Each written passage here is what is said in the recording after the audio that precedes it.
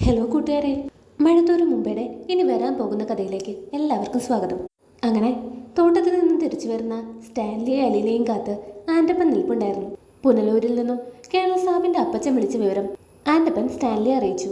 അലീനയെ കൊണ്ടുവന്ന വിവരം അപ്പച്ചൻ അറിഞ്ഞു എന്ന് മനസ്സിലാക്കിയതോടെ ആൻഡപ്പനോട് ദേഷ്യപ്പെട്ട് സ്റ്റാൻലി അകത്തേക്ക് കയറിപ്പോയി. വീടിനുള്ളിൽ കയറിയ സ്റ്റാൻലി ഫോൺ എടുത്ത് പുനലൂരിലുള്ള അപ്പച്ചനെ വിളിച്ചു. ഔതക്കുട്ടിച്ചായൻ ശുഭിതനാണ്. എന്നോടൊരു വാക്ക് ചോദിച്ചു ലാലിച്ച. ആ പെങ്കൊച്ചിനെ വിളിക്കാൻ പോകുന്നതിന് മുമ്പ് ഇത് കേട്ട് സ്റ്റാൻലി പറയുന്നുണ്ട്. അപ്പച്ചനെ കാർ അയച്ച് വിളിച്ചു വരുത്തി ഇതേപ്പറ്റിയെല്ലാം ഞാൻ ചോദിച്ചതല്ലേ, അതപ്പച്ചൻ മറന്നുപോയോ? ഇത് കേട്ട് ഔതക്കുട്ടിച്ചായൻ പറയുന്നുണ്ട്. അന്ന് ഞാൻ നിന്നോട് എന്നതാ പറഞ്ഞത്? ഇങ്ങനൊരു മകൾ നിനക്കില്ലെന്ന് കരുതിയേക്കാനല്ലേ? പിന്നെ നീ എന്നതിനാ ഇങ്ങനൊരു പൊട്ടത്തരത്തിന് ചാടി പുറപ്പെട്ടത്? ഇത് കേട്ട് സ്റ്റാൻലി പറയുന്നുണ്ട്. അതാണ് ശരിയെന്ന് എനിക്ക് തോന്നി. പിന്നെ എനിക്ക് ആരോടും സമാധാനം ബോധിപ്പിക്കേണ്ട ആവശ്യമൊന്നുമില്ല. ഇത് കേട്ട് ഔതക്കുട്ടിച്ചായന് വീണ്ടും ദേഷ്യം വരാൻ തുടങ്ങി. ആരോടും സമാധാനം ബോധിപ്പിക്കണ്ടെന്നോ? നിന്റെ അപ്പനായ എന്നോട് നീ സമാധാനം പറയണ്ടേ? നിന്റെ ഭാര്യയോടും മക്കളോടും പറയണ്ടേ? അവളുടെ കുടുംബക്കാരോട് പറയണ്ടേ? പള്ളിക്കാരോടും പട്ടക്കാരോടും പറയണ്ടേ? നിനക്ക് അടുപ്പമുള്ള എല്ലാവരോടും പറയണ്ടേ? ഇത് കേട്ട് സ്റ്റാൻലി തീർത്ത് പറയാണ്. അപ്പച്ചാ, ഇതിന്റെ ഭവിഷ്യത്തുകൾ എന്തായാലും അതെല്ലാം നേരിടാൻ തയ്യാറായിട്ട് തന്നെയാണ് ഞാൻ ഇങ്ങനെ ഒരു ഡിസിഷൻ എടുത്തത്. അപ്പോൾ ഔതക്കുട്ടിച്ചായ, അങ്ങനെ നീ മാത്രം സഹിച്ചാൽ മതിയോടവേ? ഇതിന്റെ വരുമരായികൾ വേറെ എത്ര പേര് അനുഭവിക്കണം ലാലിച്ച? ഇത് കേട്ട് സ്റ്റാൻലി ചോദിക്കുന്നുണ്ട്. ഞാനിപ്പോൾ എന്നാ ചെയ്യണമെന്നാ അപ്പച്ചൻ നീ പറഞ്ഞു വരുന്നത്? എടാ, ആ പെണ്ണ് നിന്റെ മകളാണെന്ന് നീ ആരോടെങ്കിലും പറഞ്ഞിട്ടുണ്ടോ? ഇല്ല. എന്നാ പിന്നെ ആരോടും പറഞ്ഞേക്കരുത്. ഇരു ചെവി അറിയാതെ ഈ വിഷയം നമുക്ക് ഇന്ന് തന്നെ ഒതുക്കി തീർക്കാം. ഒതുക്കി തീർത്താക്കാമെന്നോ? എന്ന് വെച്ചാ അപ്പച്ചൻ എന്നെന്താ ഈ ഉദ്ദേശിക്കുന്നേ? അതെല്ലാം ഞാൻ അങ്ങ് വന്നിട്ട് പറയാം. നാളെ രാവിലെയോ അല്ലെങ്കിൽ ഇന്ന് രാത്രി തന്നെ നീ ഒരു വണ്ടി ഇങ്ങ് വിട്ടേക്ക്. ഞാനങ്ങ് എത്തിക്കോളാം. ബാക്കിയെല്ലാം അവിടെ നിന്ന് തീരുമാനിക്കാം. ഇത് കേട്ട് സ്റ്റാൻലി പറയുന്നുണ്ട്. അവളെ പറഞ്ഞയക്കാനാണെങ്കിൽ അപ്പച്ചൻ ഇങ്ങോട്ട് മെനക്കെട്ട് വരേണ്ട ആവശ്യമില്ല. പോകാൻ റെഡിയായി നിൽക്കുകയാണ് അവൾ. എന്നെ അത്ര പിടിച്ചിട്ടില്ല അവൾക്ക്. ഈ വീടും ചുറ്റുപാടുകളും ഒന്നും ഇഷ്ടമല്ലാതെ മട്ട അവൾക്ക്. ഇത് കേട്ട് ഔതക്കുട്ടിച്ചായും പറയുന്നുണ്ട്. പിന്നെന്താ ലാലിച്ച പ്രശ്നം? അവൾ പോകാൻ തയ്യാറാണെങ്കിൽ അവൾ പോയിക്കോട്ടേന്നേ. നീ ആയിട്ട് എന്തിനാ വേണ്ടാത്ത വയ്യാവയിലേക്ക് തലയെ കയറ്റി വെക്കുന്നേ? ഇത് കേട്ട് സ്റ്റാൻലി തുടർന്നു. അങ്ങനെ അങ്ങ് ഉപേക്ഷിക്കാൻ പറ്റുമോ അപ്പച്ച എനിക്ക് അവളെ? എൻ്റെ മോളല്ലേ. 23 വർഷക്കാലം അവൾ ജീവിച്ചത് ഒരു ഓർഫനേജിലല്ലേ? ഇത്രയും പറഞ്ഞപ്പോഴേക്കും ഔതക്കുട്ടിച്ചായൻ്റെ മറുപടി വന്നു. മതി മതി, ഇനി കൂടുതലൊന്നും നീ പറയണ്ട. നീ വണ്ടി അയച്ചാലും ഇല്ലെങ്കിലും ശരി, നാളെ രാവിലെ ഞാൻ അവിടെ എത്തിയിരിക്കും. നിന്റെ ഒരു കാര്യത്തിലും ആ പാലക്കാരി പെണ്ണിനെ കല്യാണം കഴിക്കുന്നതൊഴികെ എതിര് നിന്നിട്ടില്ലാത്ത ഒരാളാ നിന്റെ ഈ അപ്പൻ. ഇനി അവളുടെ മകളുടെ കാര്യത്തിലും ഞാൻ അല്പം എതിര് നിൽക്കാൻ പോവാ. ഒന്നുകിൽ നീ എന്നെ ചവിട്ടി പുറത്താക്കണം, അല്ലെങ്കിൽ അവളെ. ഏതാന്ന് വെച്ചാ നീ തീരുമാനിച്ചു വെച്ചോ. ഇത് കേട്ട് സ്റ്റാൻലി പറയുന്നുണ്ട്. അപ്പച്ചൻ വിചാരിക്കുന്ന പോലെ ഒരു പെൺകുട്ടിയല്ല അവള്. അവൾക്ക് സ്വത്തിനോടോ പണത്തിനോടൊന്നും ഒരു ആർത്തിയും ഇല്ല. ഇത് കേട്ട് ഔതക്കുട്ടിച്ചായും പറയുന്നുണ്ട്. ലാലിച്ച, കിട്ടേണ്ടത് കിട്ടിയാ പോകാത്തവരാരെങ്കിലും ഉണ്ടോടാ? നീ ഫോൺ വെച്ചിട്ട് വേറെ പണി നോക്ക്. ബാക്കി ഞാൻ അവിടെ വന്നിട്ട് സംസാരിക്കാം. അത്രയും പറഞ്ഞുകൊണ്ട് ഔതക്കുട്ടിച്ചായും ഫോൺ കട്ട് ചെയ്തു. സ്റ്റാൻലിക്ക് എന്തൊക്കെയോ പറയണമെന്നുണ്ടായിരുന്നു. പക്ഷെ അതൊന്നും കേൾക്കാൻ ഔതക്കുട്ടിച്ചായ നിന്നില്ല. അപ്പച്ചന്റെ വാക്കുകൾ സ്റ്റാൻലിയെ ചിന്താകുഴപ്പത്തിലാക്കി. അയാൾക്ക് അപ്പം തന്നെ അലീനയെ കാണണമെന്ന് തോന്നി. സ്റ്റാൻലി സിറ്റൗട്ടിലേക്ക് ചെന്നു. നായ്ക്കളുമൊത്ത് പുൽത്തകടിയിൽ കളിക്കുകയാണ് അലീന.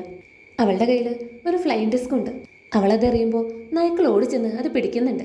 സ്റ്റാൻലി ഇതൊക്കെ കണ്ട് കുറച്ചു നേരം അങ്ങനെ തന്നെ നിന്നു. അല്പം നേരം അലീനയെ നോക്കി നിന്നപ്പോൾ സ്റ്റാൻലിക്ക് തൻ്റെ അമ്മച്ചിയുടെ പഴയ കാലം ഓർമ്മ വന്നു. തൻ്റെ മകൾക്ക് അമ്മച്ചിയുടെ രൂപസാദൃശ്യം മാത്രമല്ല, ഒരുപാട് സവിശേഷതകളും അവൾക്കുണ്ടെന്ന് തോന്നി. തൻ്റെ അമ്മച്ചി വളരെ പാവമായിരുന്നു. അപ്പച്ചൻ പറയുന്നത് തെറ്റായാലും ശരിയായാലും അമ്മച്ചി അതേപടി അനുസരിക്കുമായിരുന്നു. പക്ഷേ തൻ്റെ മകൾ അങ്ങനെയല്ല. തെറ്റെന്ന് കണ്ടാൽ റിട്ടയേർഡ് കേണൽ സ്റ്റാൻലി ജോസഫിനെ പോലും ചോദ്യം ചെയ്ത് കളയും. ധൈര്യത്തിൻ്റെ കാര്യത്തിലും ബുദ്ധിയുടെ കാര്യത്തിലും അവൾ അമ്മച്ചിയേക്കാൾ ഒരുപാട് മുമ്പിലാണ്. അതോർത്തപ്പോൾ സ്റ്റാൻലിക്ക് വല്ലാത്തൊരു അഭിമാനം തോന്നി. പെട്ടെന്നാണ് അലീന പപ്പ അവിടെ നിൽക്കുന്നത് കാണുന്നത്. പപ്പയെ കണ്ടതും അവൾ പെട്ടെന്ന് കളി നിർത്തി. ഇത് കണ്ട് സ്റ്റാൻലി കളി തുടർന്നോളാൻ കൈകൊണ്ട് ആംഗ്യം കാണിച്ച് അകത്തേക്ക് കയറിപ്പോയി. പിറ്റേ ദിവസമായപ്പോഴേക്കും ഔതക്കുട്ടിച്ചായൻ കുളത്തൂർ പുഴയിൽ എത്തിയിട്ടുണ്ടായിരുന്നു. വണ്ടിയുടെ ശബ്ദം കേട്ട് ആൻഡപ്പൻ പുറത്തേക്ക് വന്നു. ആൻഡപ്പനെ കണ്ടതും ഔതക്കുട്ടി ചോദിക്കുന്നുണ്ട്. നിന്റെ കേണൽ സാബ് അകത്തുണ്ടോടാ? ഉണ്ടെന്ന് ആൻഡപ്പൻ മറുപടി പറഞ്ഞു. ഔതക്കുട്ടി നേരെ സ്റ്റാൻലിയുടെ മുറിയിലെത്തി. റൂമിലെത്തിയപ്പോൾ കണ്ട കാഴ്ച എന്തെന്ന് വെച്ചാൽ, സ്റ്റാൻലി സോഫയിൽ ഇരിപ്പുണ്ട്. ഇടതും വലത്തുമായി 2 നായ്ക്കളും. മുമ്പിലത്തെ ടീപ്പോയിൽ നിറയെ മദ്യക്കുപ്പികളും സോഡാ കുപ്പികളും. ഇത് കണ്ട് ഔതക്കുട്ടിച്ചായൻ ചോദിക്കുന്നുണ്ട്. നീ രാവിലെ തന്നെ തുടങ്ങിയോടാ? അപ്പച്ചന്റെ വരവ് പ്രമാണിച്ച് ഞാനെല്ലാം ഒന്ന് ഒരുക്കി വെച്ചെന്നേ ഉള്ളൂ. ഇത് കേട്ട് ശുഭിതനായി ഔതക്കുട്ടിച്ചായൻ പറയുന്നുണ്ട്. എനിക്ക് നിന്റെ സൽക്കാരമൊന്നും വേണ്ട, ഉടനെ തിരിച്ചു പോകേണ്ടതാ. ഉച്ച കഴിഞ്ഞ് പുനലൂർ ചെന്നിട്ട് എനിക്ക് വേറെ പരിപാടിയുണ്ട്. ഓ, വേണ്ടെങ്കിൽ വേണ്ട. ഏതായാലും അപ്പച്ചൻ ഇവിടെ വന്നിരിക്കേ. അങ്ങനെ ഔതക്കുട്ടിച്ചായൻ വന്ന് സ്റ്റാൻലിക്ക് അടുത്തുള്ള കസേരയിൽ വന്നിരുന്നു. ആ സമയം കൊണ്ട് സ്റ്റാൻലി ഒരു കുപ്പി പൊട്ടിച്ച് 2 ഗ്ലാസ്സുകളിലേക്കായി മദ്യം ഒഴിച്ചു. ഇത് കണ്ട് അവതക്കുട്ടിച്ചായൻ പറയുന്നുണ്ട്, എടാ വേണ്ടെന്ന് ഞാൻ പറഞ്ഞതല്ലേ, നിന്റെ സൽക്കാരം സ്വീകരിക്കാൻ വന്നതല്ല ഞാൻ. എനിക്കിവിടെ ഒരാളെ കാണാനുണ്ട്, ചില കാര്യങ്ങൾ പറയാനുണ്ട്. അതും പറഞ്ഞ് പെട്ടെന്ന് തന്നെ തിരിച്ചു പോകണം എനിക്ക്. ഇത് കേട്ട് സ്റ്റാൻലി പറയുന്നുണ്ട്, ഏതായാലും അപ്പൻ ഇത്രയിടം വരെ വന്നതല്ലേ, ഇത് 2 അടിച്ചിട്ട് പോകും. ഇവിടെ ഒന്നും കിട്ടുന്ന സാധനമല്ല ഇത്. എൻ്റെ ഒരു ഫ്രണ്ട് ഫിലിപ്പീൻസിൽ നിന്ന് കൊണ്ടുവന്നതാ. ഇത് കേട്ട് അവതക്കുട്ടിച്ചായൻ അല്പം ദേഷ്യത്തിൽ പറയുന്നുണ്ട്, ചേടാ നിന്നോടല്ലേ പറഞ്ഞേ വേണ്ടാന്ന്, നിനക്കെന്താ പറഞ്ഞ് മനസ്സിലാകത്തില്ലേ? അപ്പൊ സ്റ്റാൻലി പറയുന്നുണ്ട്, അപ്പന് വേണ്ടെങ്കിൽ വേണ്ട, എപ്പോഴും കിട്ടുന്ന സാധനമല്ലേ ഇത്, ഇത് ഞാൻ ഒറ്റ ദിവസം കൊണ്ട് കാലിയാക്കും. ഇത്രയും കേട്ടതും അവതക്കുട്ടിച്ചായൻ ഗ്ലാസ്സിലേക്കൊന്ന് നോക്കി. നീ ഇത്രയൊക്കെ നിർബന്ധിച്ചിട്ടും പിന്നെ എങ്ങനെയാ ലാലിച്ച ഞാൻ ഇത് കഴിക്കാതിരിക്കുന്നത്? അവതക്കുട്ടിച്ചായൻ ഒറ്റ വലിക്ക് അത് കുടിച്ചു. അത് കണ്ടപ്പോൾ സ്റ്റാൻലിക്ക് ചിരി വന്നു. നിന്റെ സൽക്കാരമൊക്കെ കഴിഞ്ഞെങ്കിൽ ഇനി അവളെ ഇങ്ങോട്ട് വിളിക്കേ, കാണട്ടെ ഞാനൊന്ന്. ഇത് കേട്ട് സ്റ്റാൻലി പറയുന്നുണ്ട്, അങ്ങനെ വിളിച്ചാൽ അവൾ വരില്ല പച്ച. മദ്യപാനവും പുകവലിയും നടക്കുന്ന മുറിയിലേക്ക് അവൾ കാലെടുത്ത് വെക്കില്ല. ആഹാ, അത്രയ്ക്ക് അഹങ്കാരിയാണോ അവൾ? ഇത് കേട്ട് സ്റ്റാൻലി പറയുന്നുണ്ട്, അതല്ല പച്ച, നമ്മൾ ആരും വിചാരിക്കുന്ന പോലെ ഒരു പെൺകുട്ടിയല്ല അവള്. ഇത് കേട്ട് അവതക്കുട്ടിച്ചായൻ പറയുന്നുണ്ട്, എനിക്ക് നിന്നോട് തർക്കിക്കാനൊന്നും സമയമില്ല. നീ അവളെ എൻ്റെ കൂടെ പുനലൂർക്ക് വിട്ടേക്ക്. അവിടെയാകുമ്പോൾ നമുക്ക് എന്തെങ്കിലും ഒരു ബന്ധം പറയാം. ചിന്നമ്മയുടെ അനിയത്തിയുടെ മോളാണെന്നോ അല്ലെങ്കിൽ എൻ്റെ ഇളയ പെങ്ങളുടെ കൊച്ചുമോളാണെന്നോ അങ്ങനെ എന്തെങ്കിലും പറയാം.